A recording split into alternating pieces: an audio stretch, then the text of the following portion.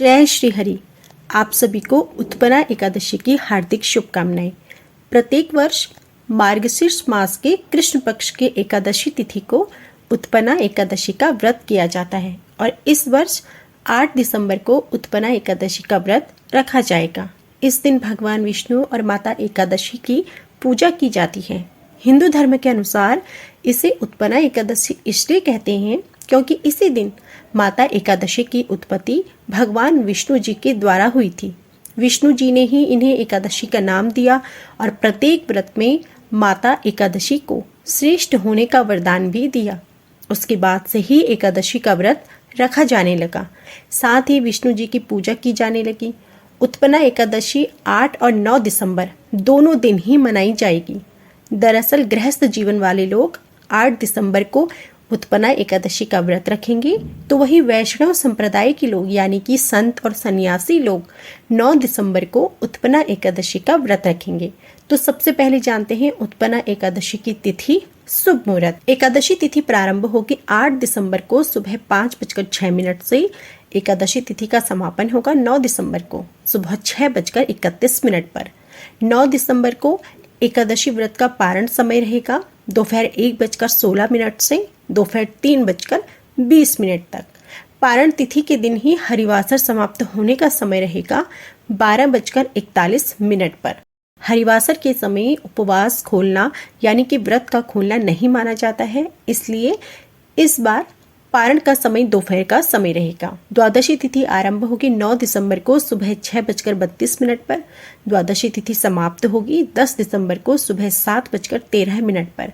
जो लोग 9 दिसंबर को एकादशी का व्रत रखेंगे उनके लिए पारणा समय रहेगा 10 दिसंबर को सुबह 7:03 से सुबह 7:13 पर। इस बीच व्रत का पारण कर सकते हैं।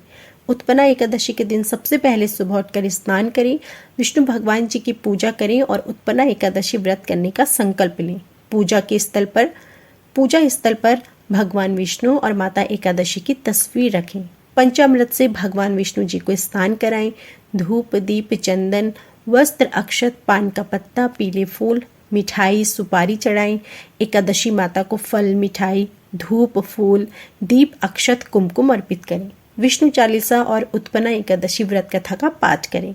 अंत में आरती करें और विष्णु भगवान माता एकादशी से हाथ जोड़कर आशीर्वाद दें। भूल चूक के लिए क्षमा प्रार्थना जरूर करें। इस दिन जरूरतमंद लोगों को दान जरूर करें। अगले दिन व्रत का पारणा करके उत्पन्ना एकादशी व्रत का समापन करें। यदि आप एकादशी का व्रत करते हैं तो आपको कुछ सावधानियां भी रखनी जरूरी है, क्योंकि यदि आप सावधानी नहीं रखते हैं तो इससे एकादशी का व्रत खंडित हो सकता है। तो आइए जानते हैं इस दिन आपको किन चीज़ों का सेवन करना है और किन चीज़ों का सेवन नहीं करना है। एकादशी के व्रत में पान का सेवन नहीं करना चाहिए, क्योंकि इस दिन पान खाना वर्जित होता है। इस दिन भगवान विष्णु जी को पान चढ़ाया जाता है। आपको इस दिन काले कपड़ों को नहीं पहनना है, क्योंकि यह दिन भगवान विष्णु जी का होता है। तो एकादशी के दिन काले कपड़े भी नहीं पहनिए। एकादशी वाले दिन लकड़ी की दातुन भी नहीं करनी चाहिए और ना ही आपको पेड़ से या पौधों से पत्तों को तोड़ना चाहिए। इस दिन आपको तुलसी का सेवन भी नहीं करना है, क्योंकि तुलसी भी भगवान विष्णु जी को अर्पित की जाती है और इसे एकादशी वाले दिन खाना भी वर्जित माना जाता है। यदि आप एकादशी का व्रत रखने वाले हैं तो आपको 10वीं वाले दिन से ही मांस, मदिरा, तामसिक चीजें, इन चीजों का सेवन नहीं करना है। एकादशी के दिन साबूदाना खाना चाहिए। एकादशी के व्रत में साबूदाना का सेवन कर सकते हैं, क्योंकि साबूदाना व्रत में खाया जाता है। आलू खाने चाहिए। एकादशी के व्रत में आलू का सेवन भी कर सकते हैं, क्योंकि यह पूरी तरीके से शाकाहारी होता है, इसलिए आलू का सेवन कर सकते हैं। कुट्टू का आटा खा लीजिए। एकादशी के व्रत में कुट्टू के आटे का सेवन कर सकते हैं। कुट्टू के आटे से बना हुआ हलवा, पूरी भी खा सकते हैं। काली मिर्च का प्रयोग कर सकते हैं। एकादशी के व्रत में काली मिर्च के आराम से खाई जाती हैं और इन्हें आप आलू में डालकर या फिर पूरी में डालकर भी खा सकते हैं।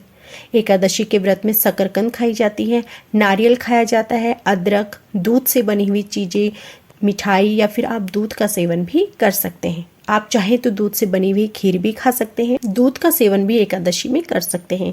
आप मेवा खा सकते हैं, चीनी, फल खा सकते हैं। एकादशी के व्रत में फलों का सेवन कर सकते हैं।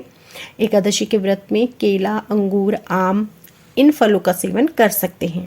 एकादशी के व्रत में सेंधा नमक का इस्तेमाल करना चाहिए। आपको सादा नमक को नहीं खाना है, क्योंकि एकादशी के व्रत में सेंधा नमक का ही प्रयोग करते हैं। सादा नमक खाने से एकादशी का व्रत खंडित हो सकता है।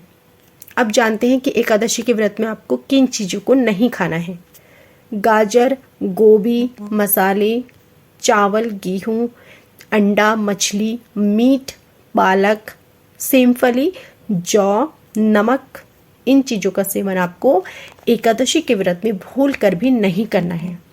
एकादशी के व्रत में तामसिक चीज़ों का सेवन आपको बिल्कुल भी नहीं करना है, और 10वीं की तिथि से ही आपको घर पर लहसुन, प्याज इन चीज़ों का सेवन बिल्कुल भी नहीं करना है, और ना ही घर पर ऐसी चीज़ें बनानी है। यदि आप भगवान विष्णु जी के साथ साथ इस दिन लक्ष्मी जी की पूजा करते हैं तो माता लक्ष्मी प्रसन्न होती हैं। ऐसे में आपके घर में धन की कभी कमी नहीं होती और सुख समृद्धि भी बनी रहती है। भगवान विष्णु जी की पूजा करने के दौरान ओम नमो भगवती वासुदेवाय इस मंत्र का ज़्यादा से ज़्यादा जाप करें। इससे सभी मनोकामनाएं पूर्ण होती हैं। उत्पन्ना एकादशी भगवान विष्णु जी को समर्पित है, और ऐसा माना जाता है जो लोग इस दिन उपवास करते हैं उन्हें सभी पापों से मुक्ति मिलती है, और वो लोग सीधा बैकुंठ धाम में जाते हैं। उत्पन्ना एकादशी के दिन माता एकादशी की पूजा भी पूरी विधि विधान के साथ की जाती है। पुराणों के अनुसार ऐसी मान्यता है कि इस दिन भगवान विष्णु जी की शक्तियों में से एक देवी एकादशी ने उत्पन्न होकर राक्षस मुर का वध किया था। इसलिए इस एकादशी को उत्पन्ना एकादशी के नाम से भी जाना जाता है। उत्पन्ना एकादशी के दिन भगवान विष्णु जी की विधि विधान से पूजा करने पर माता लक्ष्मी जी की पूजा करने से घर में सुख समृद्धि बनी रहती है। तो यह थी संपूर्ण जानकारी। वीडियो पसंद आई हो तो प्लीज़ वीडियो को लाइक जरूर कीजिएगा।